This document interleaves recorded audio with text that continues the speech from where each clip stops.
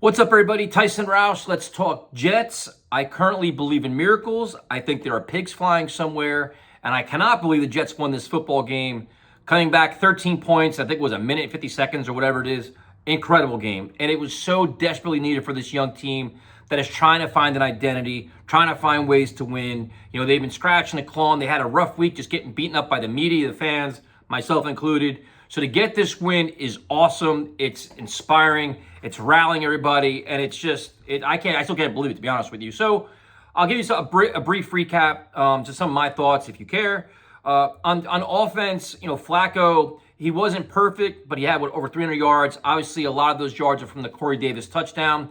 But he made that money throw to Garrett Wilson with the game on the line. He made some big throws. He managed the offense, which is great. The offensive line, which was a big concern coming into this game, we thought that Myles Garrett was going to, create havoc. I know Clowney got banged up, but the offensive line, for the most part, did their part in this game. Like, my keys to the game, I was more worried about the offense than the defense, and actually the reverse happened, where the defense was dreadful and the offense kept them in the game. So the offensive line, for the most part, did their job. The running backs, I love Breece Hall out of the backfield. Just get the ball in his hands. He had the touchdown. Michael Carter continues to fight for every yard and just drags guys, which is incredible. So that's good. Ty Johnson, a lot of times in the game for his blitz pickup, his pass protection. And then you go to tight end position.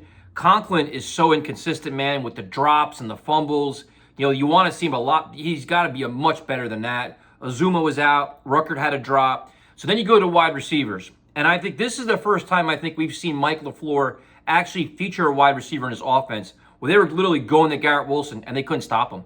I mean, his route running was great. He had the big drop in the fourth quarter, but the kid's resilient, man. He's a fighter. He's a scrapper. Gets the game-winning touchdown. He was incredible. Elijah Moore doing his things. And there was a time in this game where you're like, you know what? This is what you want to see out of this offense, where all your young playmakers are all contributing.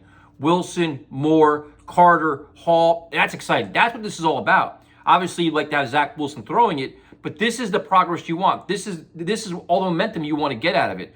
So the offense, a lot of good things. You know, in the fourth quarter, you wanted to see more. You know, Flacco had Corey Davis open. He missed him. So it's kind of like, in terms of, if the Jets would have lost this game, I wouldn't have pinned too much on the offense, to be honest with you. I think they did enough to win this game. They kept them in the game. The defense is where the disappointment was, because they couldn't stop anything. They came out flat. It seemed like they were being out-coached and out-schemed for a good portion of the first half. They just kept giving up drives, like long drives. So that was very, very disappointing. An interesting part was when Sauce Gardner got hurt, Brendan Eccles came in, had two back-to-back good plays. That was very good. Game on the line, like on our stream, everybody's like, somebody's got to make a play. Somebody's got to make a play. Where's Carl Lawson been all game? Carl Lawson gets a big sack. So it's like they found ways to just keep themselves close enough in range to, do it. But again, you're like, all right, they're down 13. Nothing's going to happen. Then they hit the big play. You're like, what is this? The onside kick that Mitchell recovers. And then you're like, you know what? I'm buying in. They're going to win this game. So wild swing of events. Yes, the Browns did some stupid things towards the end. You know, when they scored the touchdown, they missed a point after, but the Jets capitalized, man, and they kept believing. They kept scratching and clawing. You got to give them credit, man. You just got to be excited. Like, it's not perfect, but for so long, the football gods have punished the Jets. Even in this game, some of the holding calls were bad. Like, they got bad calls, bad breaks. The Jets were always on the wrong side of everything. And for the first time, they get a good bounce or some good fortune. It's been owed. And look at all the adversity his team has faced, all the bad luck, all the losses. To get a game like this, I think, is just tremendous. It's a relief. A victory Monday, 1-1. Now you face the Bengals and Steelers. Win one of those two games, you're 2-2, and you keep everything, on the trail of progress.